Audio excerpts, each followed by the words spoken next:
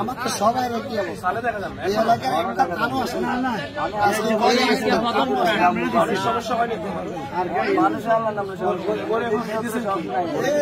বাজার থেকে কিনে আনে ভাত রান্না করা কেউ ভাত খাইতে পারে না শুরু তো কেউ আইয়ে নেই যে আমরা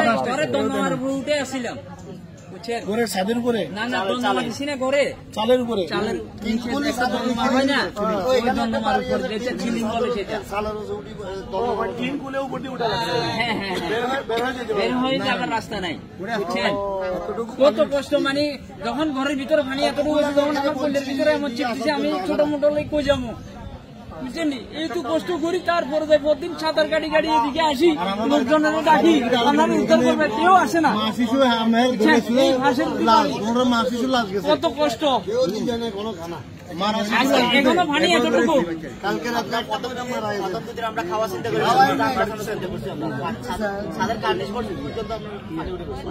বিল্ডিং নাই